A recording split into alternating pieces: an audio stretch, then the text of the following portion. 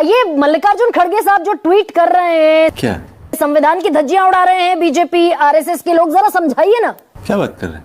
कैसे BJP RSS संविधान की धज्जियां उड़ाती है, या फिर दरअसल ये नैरेटिव विपक्ष को सूट करता है? चलो भाई देखो अब मैं क्या करता हूँ। आदरणीय गरिमा जी, देखिए मैं अपनी बात पूरी कर लूंगी, फिर आप बिल्कुल क्वेश्चन पूछेगा। मैं थोड़ा सा समय लूंगी इसीलिए क्योंकि बिल्कुल मैं सबसे पहले तो संविधान दिवस है आज, सभी को शुभकामनाएं देती हूँ। और संविधान की रक्षा और सुरक्षा का दायित्व तो शासन और प्रशासन का भी होता है, और जब शासन और प्रशासन वो सुरक्षा और रक्षा करने में कहीं ना कहीं नाकामयाब होता दिखता है, तब हम लोकतंत्र के चौथे स्तंभ का सहारा लेते हैं, जिसे मीडिया कहा जाता है। क्या बात है, क्या बात है। चलिए शुरू कर। और मुझे लगता है आज मुखर होकर हमें बोलना पड़ रहा है इस बात को, क्योंकि अभी आप बात कर रही है कि कैसे आपने इतिहास की सारी बात बता दी है। इतिहास में आपने सही कहा, इतिहास की बात करते करते हम वर्तमान को तो धूमिल नहीं कर सकते, तो चलिए वर्तमान की बात कर लेते हैं, इतिहास को छोड़ देते हैं कि 30 नवंबर 1949 को ऑर्गेनाइजर में इन्होंने इनका मुखपत्र था आरएसएस का, उसमें लिखा था अभी मजा आएगा ना भिड़ो कि भारत के नई संविधान के बारे में सबसे बुरी बात यह है कि इसमें कुछ भी भारतीय नहीं है, और इसमें प्राचीन भारतीय संवैधानिक कानूनों, संस्थानों, नामकरण, कथन शैली का कोई निशान नहीं है। ये इनके ऑर्गेनाइजर में छापा गया था, लेकिन चलिए उस बात को नहीं करते। नहीं, अमित शाह जी ने क्या कहा था भाई? मल्लिकार्जुन खड़गे साहब ने तो आज लिखा बीजेपी और आरएसएस मिलकर संविधान की धज्जियां उड़ा रहे हैं, समझाइए ना जरा। बताता हूँ, पहले ये देखो। बिल्कुल उड़ा रहे हैं, बिल्कुल उड़ा रहे हैं। मैं अभी मैंने कहा ना थोड़ा समय दे दीजिए, मैं बिल्कुल अपने पॉइंट रख रही हूं। अमित शाह जी ने कहा था कि अंबेडकर अंबेडकर अंबेडकर, इतना नाम अगर भगवान का ले लेते तो 7 जन्मों तक का स्वर्ग मिल जाता। अब स्वर्ग हमें चाहिए नहीं जी, हमें चाहिए सामाजिक न्याय। अब सामाजिक न्याय इसलिए मांग रहे हैं, आज ही मैंने प्रेस वार्ता की है 3 बजे राष्ट्रीय कार्यालय में कांग्रेस के, और हम इसीलिए कह रहे हैं संविधान की धज्जियां उड़ा दी गई हैं कि संविधान की रक्षा और सुरक्षा शासन और प्रशासन करता है। सही पकड़े हैं। ज्योतिरादित्य सिंधिया जी का ही गुना लोकसभा क्षेत्र, और ये मैं घटना बिल्कुल डिटेल नहीं कर रही हूं, आप सुनिएगा पूरी। ज्योतिरादित्य सिंधिया जी सांसद ही नहीं है, मंत्री है केंद्र में, और उनके ही क्षेत्र में, ये आज की खबर नहीं है, 1.5 साल पहले मैंने एक धरना प्रदर्शन किया कांग्रेस और भारतीय ओबीसी महासभा की, जिसकी मैं नेशनल कन्वेनर भी हूं, कांग्रेस की राष्ट्रीय प्रवक्ता भी हूं। और हमने जब धरना प्रदर्शन किया, एक बच्ची का रेप मंदिर का महंत करता है, बच्ची का रेप मंदिर का महंत करता है, दोबारा बोल, बच्ची का रेप मंदिर का महंत करता है। ये क्या बात करता है यार? अभी पता चल मंदिर के अंदर करता है, एक बार नहीं, उसके पिताजी को जान से मारने की धमकी का डर दिखाकर उस लोधी बच्ची हिंदू की बेटी का बलात्कार बार बार करता है। वो लड़की विकलांग थी, उसका रेप किया। ये भगवान क्या जुल्म है। वो जब घटना सार्वजनिक हुई तब तक वो बच्ची 8 माह की गर्भवती थी। हमने जी धरना प्रदर्शन किया, हम गए डीएम कलेक्टर के पास, सीएम जी को ज्ञापन सौंप दिया। यही नहीं, अभी और सुनिए, हमने कहा गिरफ्तार कर लीजिए इसको, ये बलात्कार का आरोपी है, मंदिर का महंत है बाबा ब्रजेश शर्मा। बात तो सही है। 1.5 साल का आज बच्चा हो गया, उस बच्ची ने नवजात शिशु को जन्म दिया, बिन ब्याही मां बनाने वाला वो बलात्कारी बाबा ब्रजेश शर्मा। ये बड़ी अच्छी बात कही आप। आज तक गिरफ्तार नहीं हुआ, और वो कहते हैं जी, एसपी साहब कहते हैं शिवपुरी के मल्टीपल आईडीज है उनके पास।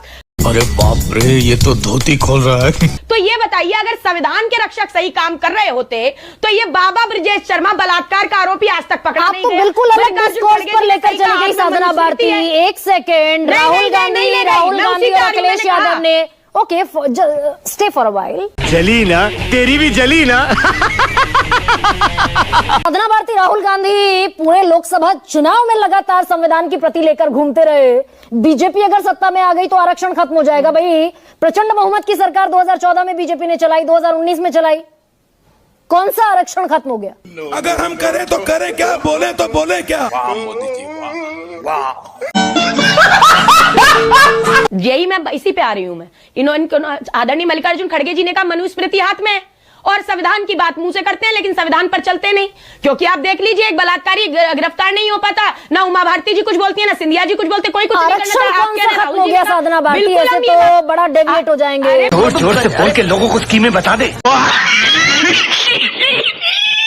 मेरी क्या कहीं इस देश में आरक्षण खत्म होता दिखा क्या? अगर ये चाहते, बिल्कुल मैं आ रही हूं उसी पे, अगर ये चाहते तो 49.5% का जो कैप लगाए, हम चिल्लाते रहे, लड़ाई लड़ते रहे जमीनों पर, क्या आप इस कैप को हटाइए? आप प्रचंड बहुमत की सरकार है, मोदी जी क्या अपने आप को ओबीसी का बेटा नहीं बताते रहे? मना कर दीजिए, नहीं बताया तो उन्होंने। अगर आप ओबीसी के इतने सच्चे हितैषी हैं तो आपने 49.5% का कैप क्यों नहीं हटाया, जिसके कारण ना तो मध्य प्रदेश में 27% आरक्षण मिल पाता है, अब देख तू, कई राज्यों में और परेशानियां आती हैं, अब देख तू, और जो पूरा नहीं मिल पाता। अगर ये इतने हितैषी होते ओबीसी के बनाते। अब तू गया बेटा, अब तू गया। देख प्रचंड बहुमत क्या आप कह रही हैं? कैसे इन्होंने संविधान की धज्जियां नहीं उड़ाई? आप कह रहे कौन सी धारा बदल दी? तेरी औकात मैं दिखाता हूँ तुझे, देख। अरे 2023 अनूप बरनवाल का जब जजमेंट आया जस्टिस जोसेफ का, उसमें आप पढ़िए धारा 16 में इन्होंने कह दिया है कि अब जी चुनाव आयुक्त के खिलाफ आप कोर्ट नहीं जा सकते। तो क्या ये संविधान की हो गए साधना भारती करने का प्रयास ये नहीं है? 49.5% हो रही। रुकिए तो सही साधना भारती, रुकिए। फेंको फेंको अपनी पूरी शक्ति के साथ फेंको। भाई ये 49.5% का जो कैपिंग है तो सुप्रीम कोर्ट ने लगाया, इससे ज्यादा आरक्षण नहीं हो सकता। अनकॉन्स्टिट्यूशनल है वो। नहीं, जिन्होंने नहीं अनकॉन्स्टिट्यूशनल कैसे है भाई? कैसे अनकॉन्स्टिट्यूशनल है? मुझे आप ब्रीफ करके बताइए कैसे अनकॉन्स्टिट्यूशनल है? सुप्रीम अगर कोर्ट है ने- तो क्यों इनके मंत्री और नेता जा जाके ये कहते रहे? नहीं सुनिए, इनके मंत्री और नेताओं के बयान जा जाके कहते रहे, लोकसभा चुनाव से पूर्व कहते रहे कि हम जब आएंगे तो जातिगत जनगणना कराएंगे, सामाजिक न्याय दिलाने की बात करेंगे। और जैसे ही आए सत्ता में कोर्ट में आपने कितना सामाजिक न्याय दिया था इमरजेंसी में? आपने पूरे देश पर इमरजेंसी लाद दी। कैसा? 1975 में कोई कैबिनेट की मीटिंग नहीं हुई, सुनिए, वो एक किसी मंत्री से सलाह मशवरा नहीं हुआ। कैसा? उस वक्त संविधान की धज्जियां उड़ी कि नहीं उड़ी साधना भारती? फिर मारने का आएगा तू? पूरी कांग्रेस पार्टी ने उसके लिए माफी मांगी और हमने उसका भुगतान भी कर लिया, आदरणीय गरिमा जी। अच्छा। लेकिन आज जो धज्जियां उड़ाई जा रही हैं चुनाव के बीच में, आप इतनी परिपक्व पत्रकार है, मुझे बताइए। फिर मारने का आएगा?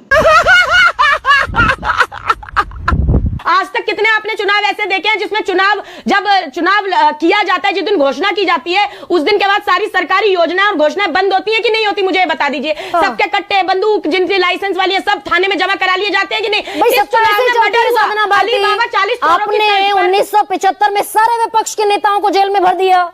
गजब आदमी है यार, कोर्ट कहाँ चला? कोई ट्रायल नहीं। लालकृष्ण आडवाणी जेल में, अटल बिहारी अरे आप वाजपेयी एक- जेल में, नहीं, आप चौधरी सुनिए, चरण सिंह आप जेल में, खुद जॉर्ज अपनी- फर्नांडिस आदरणीय जेल में। गरिमा जी, आप अपनी ही बात को कंट्राडिक्ट कर रही हैं यहाँ। हाँ। आप अपनी ही बात को, आपने कहा इतिहास की बात करके क्या वर्तमान धूमिल कर ले? ये इतिहास के 1975 की छोड़ी, हमने तो कहा ना हमने भुगतान किया। आज ये सरकार जो कर रही है, जो चुनाव आयोग चुनाव आयोग बन गया है, जो गोदी चुनाव आयुक्त बन गया है, हम तो ताल ठोक कर कह रहे हैं ये बात। आपके वक्त आज पर सबसे भी बड़ा सवाल सीसी, आपका है, आपके संविधान वक्त का पर रक्षक भी कौन है? साधना भारती, रुकिए तो सही भाई, जरा एक सेकेंड। निकल पहली फुर्सत में निकल। Sorry sorry sorry. तो साथियों, अपनी वीडियो यहीं पर ख़त्म हो चुकी है। आपको यह वीडियो कैसी लगी कमेंट में करके ज़रूर बतावें। और हाँ, उम्मीद है कि वीडियो आपको अच्छी लगी होगी। अगर वीडियो अच्छी लगी हो तो वीडियो को लाइक करके एक प्यारा सा कमेंट करके चैनल को सब्सक्राइब कर लेना, क्योंकि इस चैनल पर आगे आपको और भी ऐसी ही मज़ेदार वीडियोज़ मिलती रहेंगी। तो अभी के लिए इतना ही साथियों, मिलते हैं अगले वीडियो में। धन्यवाद।